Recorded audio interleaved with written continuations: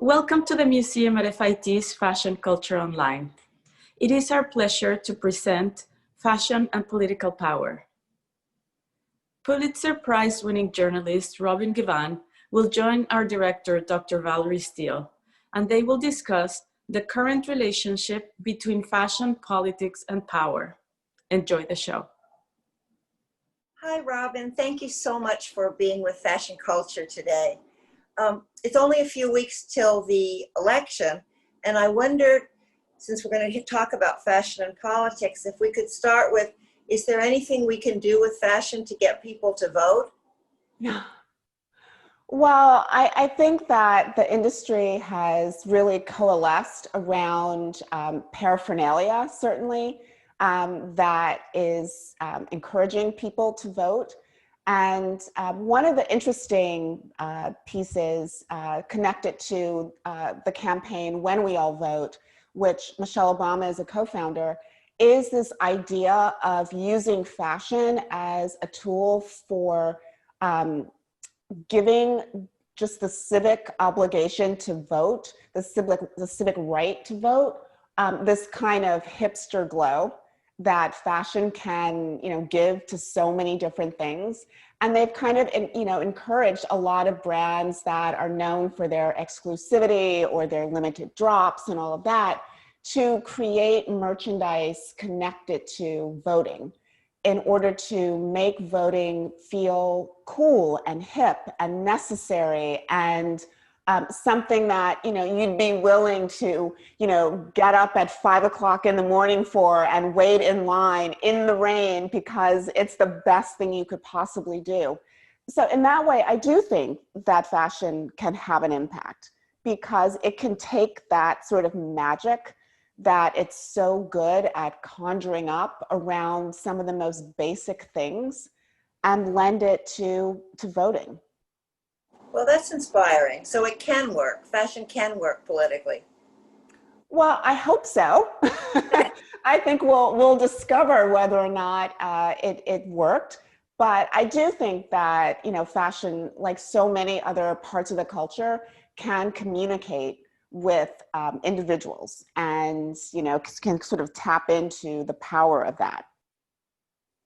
I'm sure you've got a lot of different aspects of fashion and politics that you want to talk about, but I wonder if you could just say a few words about the kind of fashions that we saw in the Black Lives Matter protests. So I was looking through dozens and dozens of images online, and I was very struck by the individualistic and also very strong statements that were being made with people's clothes. Well, I feel like the attire of the protesters evolved as the protests evolved and, sort of expanding in terms of the topics that they were addressing. I mean, I felt like in the beginning, you're right, there was this kind of sort of wonderful individuality in which people, it didn't feel like it had this, orchestrated organization behind it. It was individuals going out with a like mind and a like purpose. And you saw that in the wide range of the ways in which people were dressed. I mean, slowly, you started to see more of, the t-shirts and the masks, with slogans on them and things like that. But for the most part, I really felt like the individuality was what came through. I was particularly struck by a group of protesters who decided that they were going to dress up for the protests, that they were really going to make an aesthetic statement. And part of that was, their way of, controlling the narrative and not allowing it to be turned into something about, these unruly, thuggish protesters out there on the street. They really sort of claimed their dignity in a way that I think is really powerfully done through fashion. It sort of reminded me of some of the images that we've all seen from the civil rights movement, where protesters were a bit more dressed up, than they are today or typically are today. And so I thought that was really provocative and really powerful. Yes, the references to looking like the best version of yourself, I think, was resonant of the civil rights period.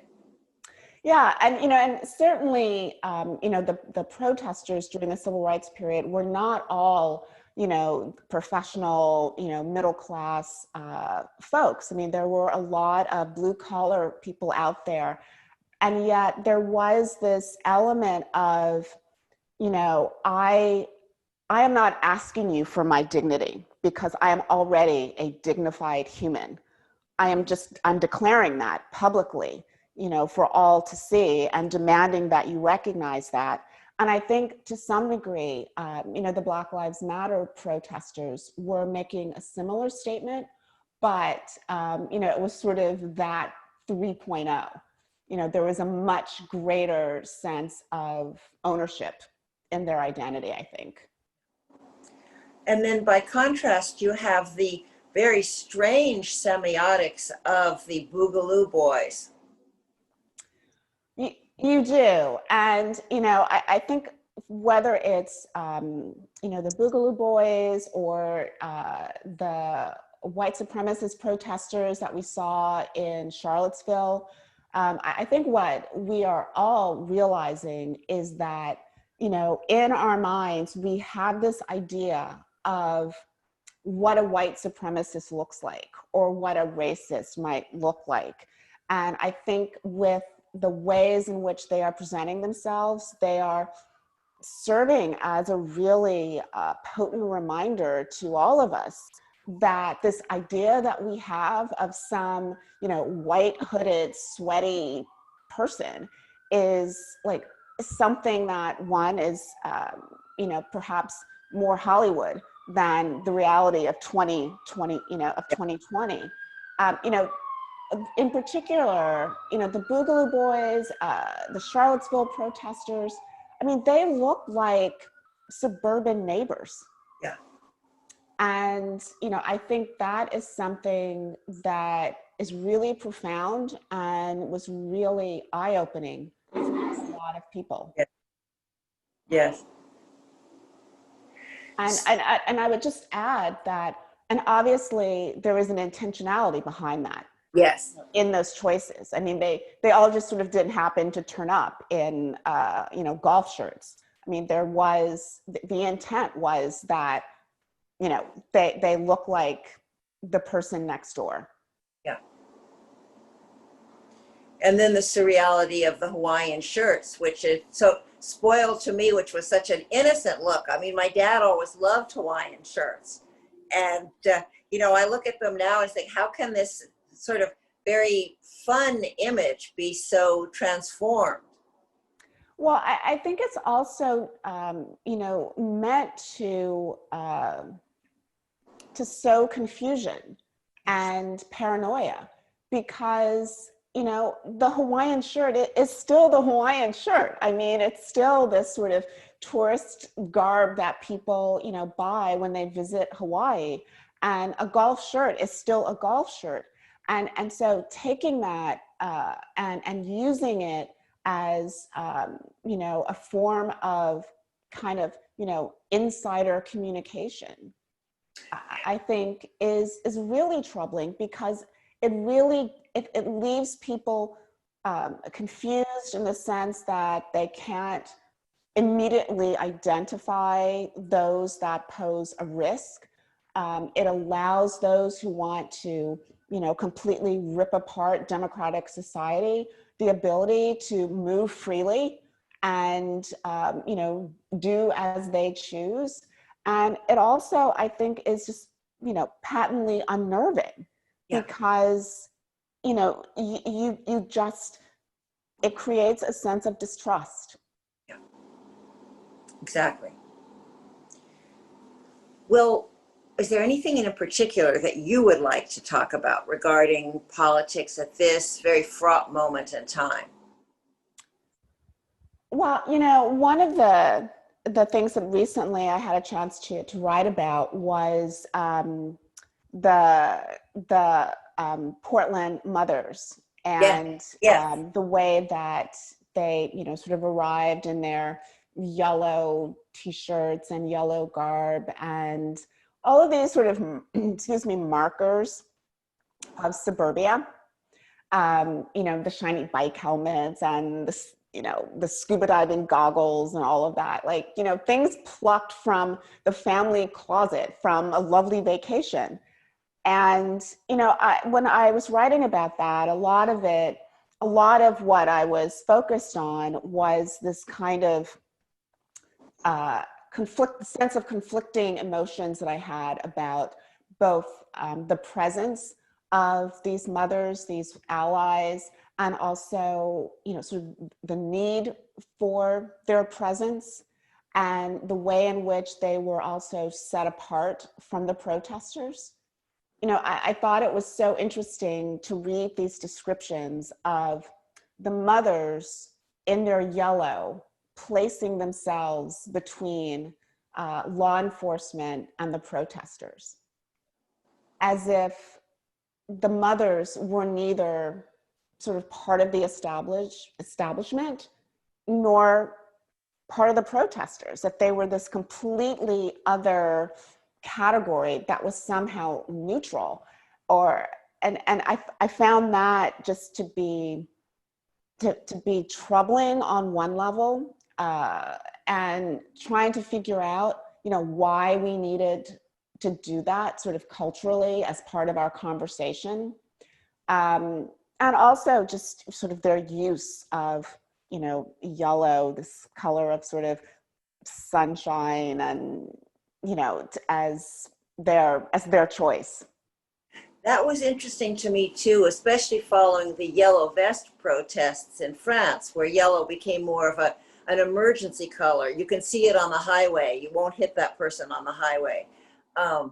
That yellow, in a way, like orange, being one of those very visible colors, and a color that people don't wear that much.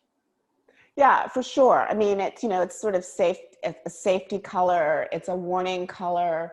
It's a bit of a color of joyfulness in many ways. It's a color of warmth and empathy. So it felt like, it was ripe with much symbolism. Yes. But also, this time with, the convention, the recent political conventions that have been, both of which have been, mostly virtual. It's felt like the symbolism there and the use of sort of garments and accessories as a way of kind of underscoring messaging, has been really fascinating to me. Obviously, the most polarizing accessory ever, probably in the history of accessories, the face mask. And I thought you were going to say the gun. Well, true. But, I'm thinking, the face mask, which, one would think that in this time would be the least politicized object, has taken on like so much meaning and such a burden. And, just watching the fact that, the Biden campaign is very overt in its use of the face mask. They are, they're not subtle. They're not wearing these face masks that are, ostensibly meant to kind of blend in as much as possible. I mean, they are very much obvious. Yes. And, and then on the other side, you have a president who is adamant in his refusal to wear one.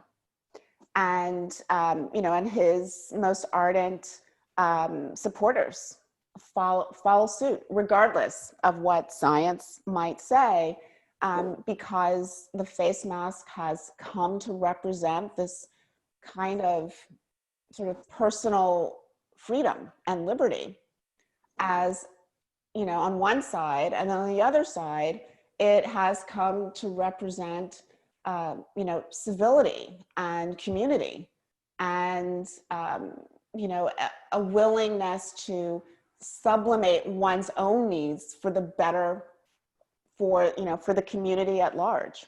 Yeah. Well, I was talking to a friend of mine who's a tailor, and she went to the house of a wealthy client who announced, "You wear the face mask, but I don't." And she felt intimidated into doing it, but then she thought afterwards, "I'm not going back there." It was so overt, the power play. I don't have to. I can breathe my viruses and germs on you, but you have to protect me by wearing the mask. It was just astonishing. Yeah, I mean, that really does take my breath away. And, some of it certainly is, yeah, it's a power play. And, I'm also fascinated by this idea that it is somehow removing one's freedom and liberty. And, it's the kind of thing where, you sort of want to say, if you were having surgery and the doctor walked in without gloves or a surgical mask or, surgical garb, just strolled in a t-shirt and jeans, would you be okay with that? I mean, there's this idea that liberty and freedom somehow means that you get to do whatever you want to, regardless of the ramifications for other people. Yeah. And how we got to that sort of extreme definition, that misguided definition, and I feel like in some ways, like you see that in a lot of attire, like you see it in the urgent belief that comfort supersedes everything, that it doesn't matter if you're going in for a job interview or to someone's wedding or to a funeral, you should be able to wear whatever you want to wear because you have a right to be comfortable. And I feel like, that sort of belief in one's own personal comfort has just, it's slowly seeped into everything. And in the beginning, it was very, sort of like not particularly important. It was very innocuous.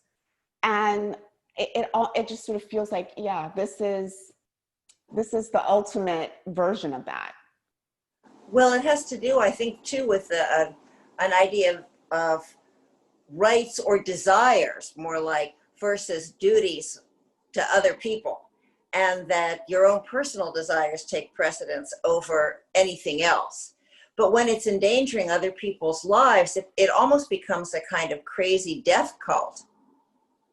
Well, it does. And I was watching like several of the president's rallies, and one of them in particular stood out, which was the one that he hosted at Mount Rushmore. And one of the most striking things in just sort of the media prelude to his actual speech, they were sort of showing the setting and where people were going to be seated and all of that. And the chairs, the individual chairs where the guests were seated were all tethered together. And part of that was, sort of a fire marshal thing, that when you have these loose seats that way, they are tethered together so that if people have to leave abruptly, you won't have, stray chairs sort of flying all over, the space. But the other aspect was that these chairs were literally tethered one right next to each other, so that even if you had wanted to scooch your chair over and create a bit of distance, you couldn't do that. And it was just like it was just this insane like chain of sort of coronavirus cultishness. It was very, it was so just distressing. And also the fact that, masks weren't necessary and everyone was there in their full campaign gear, the red hats and the very sort of rah-rah red, white, and blue plumage. And it had this feeling of, it was not a group of individuals. It was just one singular body cheering as one.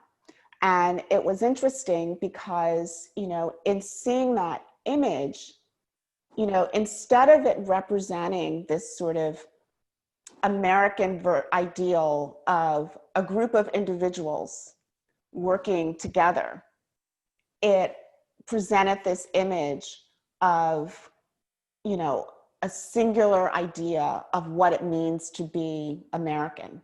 That there was this group think, this group attire, this group vision, everything was the same. They were all sort of joined in this singular aesthetic. Well, it's like a kind of submission to the leader, a group submission that everybody sort of hands over the whole thought process or the whole superego to the leader. It's very discouraging. You see the dangers in a kind of uniformity of thinking, that the abandonment of any kind of individual free will. And also in the fact that since it's been so demonstratively proved that masks do play a role in protecting people, that it becomes a kind of very aggressive I don't believe in science statement. It does. And it also, I also think that it's an element of just denial that, the American vision isn't as exceptional and heroic as, as it could be. Let me go back. I think there is this belief in American exceptionalism. Yeah. And I think that, sort of the wearing of the mask in some ways contradicts that, because it suggests that there is, that there is frailty, and that there is a weakness, that, we've been infiltrated by this virus and it's dangerous. And I think when, people refuse to wear that mask, they're kind of, making their statement that, not just that the virus doesn't exist, but more so that even if the virus does exist, it can't penetrate this idea that we have of American exceptionalism and strength and perfection. So, and just another form of magical thinking, however you read it, the virus doesn't exist, or the virus can't touch me, or any of it, but not rational thought. It is a bit of magical thinking. It's the belief that I don't need a mask to protect me because I have the fact that I'm American and free to protect me. Well, and you think so many other things. You didn't, even in New Hampshire, which has live free or die, I never saw a movement that said you can't wear seatbelts. When that was first brought in, people said, well, how can you tell me to wear a seatbelt in the car? But it's become so deliberately politicized. I don't think that it would have just emerged naturally. Well, I think it's been deliberately politicized. It's been politicized with an incredible urgency, really. And the repercussions for not wearing a mask are so enormous. And the difference between, obviously, with sort of seat belts and bike helmets and motorcycle helmets and things like that, when a person refuses to wear that, they are risking their health and well-being. But this is a case in which an individual's refusal to wear a mask is mostly affecting other people. Yes. And that's what I think is the most disheartening, because there is this sense always in the American narrative of the generosity of this country. And I think that the politicization of the mask and the refusal of some people to wear it really contradicts that idea of generosity. Right. It's a very selfish statement. Is there anything else more cheery that we can talk about? Let's talk about Ruth Bader Ginsburg's collars for a moment, shall we? Hold on. Yeah, I mean, Ruth Bader Ginsburg, you know, it's amazing to me the way that that sort of the iconography of her as a presence has been reduced to, you know, sort of three things, right? There's the judicial robe, Yes, which, you know, speaks to her profession and her legal legacy. There is the collar, which speaks to her womanhood, and also the fact that she had, you know, such a variety, and, you know, her dissent collar and her majority yes. collar, you know, but the fact that, you know, she wore them, you know, they were such a celebration and such a spotlight on the fact that she was a woman, and it was expressed with such point of pride. And, you know, and then the last thing were those glasses, those sort of large, almost owlish-like glasses that, to me, were just a celebration. And this is a bit of a stereotype, obviously, but they were just such a celebration of intellect, of the bookworm, of, you know, the person for whom so much is interior and thoughtful. And, you know, it's very much, they were very much not sort of fashion spectacles. They served the singular purpose of improving her vision, and also the fact that they were so large, that they were, you know, such a focus whenever you looked at her. And it just, when you look at those three things, they just sort of, in so many ways, summed up this person in the public consciousness. That, you know, it was her intellect that captivated people, not this sort of superficial persona of coolness. Her gender and her sheer authority in her professional life. Beautiful. Something optimistic. Well, you know, New York Fashion Week, such as it was, you know, I do think that the industry is struggling, is trying to like get its footing and figure out the way forward as a business that is both viable and inclusive and relevant. But I also felt like, you know, for so many brands, they were really, designers were really getting back to those original desires that they had when they entered the industry. Yes. And for so many of them, it was the joy of making clothes and seeing people wearing those clothes. It was the pleasure of creativity.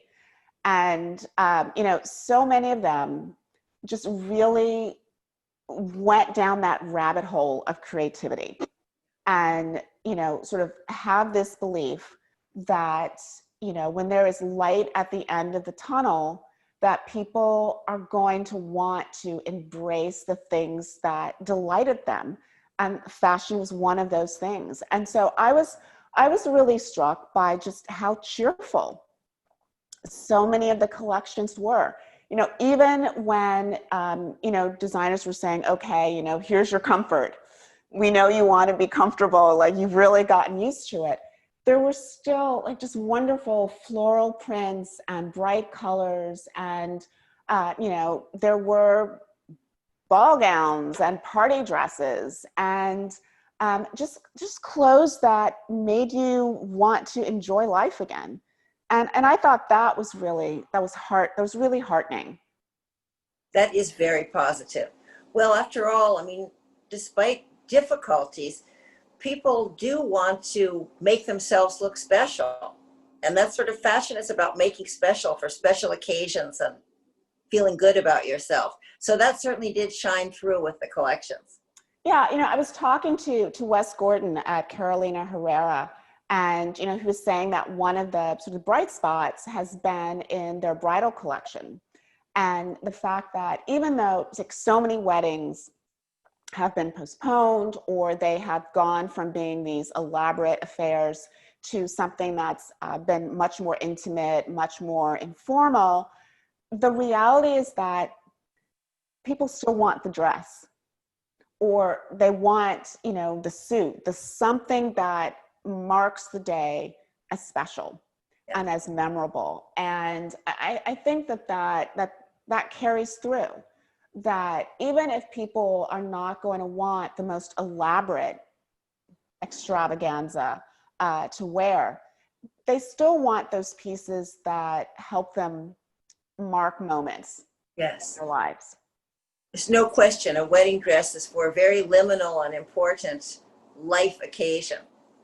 Yeah, and Tom Ford talking about how, when he was first able to invite, 2 people to his house for dinner in the backyard, that the guys, they put on a proper shirt, and the women pulled out, some embroidered caftan. Yes. It was just like this delight to be out in public again. And I do think that, fashion is part of how we announce ourselves to the rest of the world. And, as we get to sort of go back out into the world, I do think that people are going to want to be able to say, I'm here, I'm back. Yes. Thank you, Robin. Thank you so much for being with us. This was great. Oh, thank you so much for having me. It's so nice to be here.